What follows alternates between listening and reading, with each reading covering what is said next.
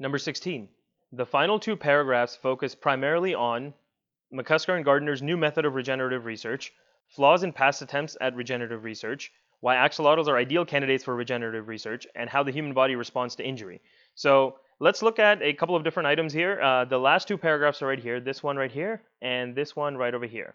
So in these two paragraphs, they're essentially talking about what people have done in the past, right? So here they say historically these studies have focused on animals that regenerate or don't. In the latter case, it has been to test factors and treatments to induce regeneration. So they talk about how there's some studies that induce regeneration, and in the former, which is the axolotl, they are associated with regeneration with the goal of understanding the mechanisms that regulate regeneration, right?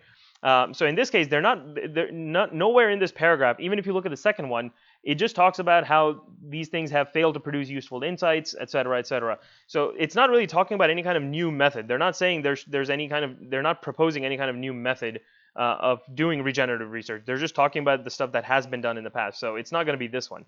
Is it talking about flaws in past attempts at regenerative research? Yeah, it does. The entire thing is talking about how, oh, in the past, this is what they study, right? They say right here, neither approach has led to anticipated and desired breakthroughs in terms of inducing regeneration in humans.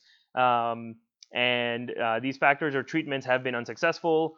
They say other things like they've been designed to loss of function experiments, and this approach has identified factors and processes that are required for regeneration, but have yet to identify signals that induce regeneration. So they are talking about flaws right here, right? The two passages are talking about things that go wrong, or why it's not working, or why we can't figure these things out.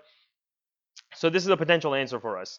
Is it C, why axolotls are ideal candidates for regenerative research? No, in fact, it actually says the exact opposite. They say that they are not ideal candidates, because in here it says they use the axolotls to just find out the mechanisms that regulate regeneration, but they have yet to identify signals that induce regeneration. So they talk about how when you use an animal that already regenerates, you can only test for loss of function. So you can only test certain factors that allow regeneration to happen. So it's not saying that axolotls are candidates for regenerative research at all, right? It's not saying that at all, especially not primarily, right? Is it talking about how the human body responds to injury? No, not really. It's not saying anything about the human body responding to injury. It does mention that up here, right? It's saying that how the human body can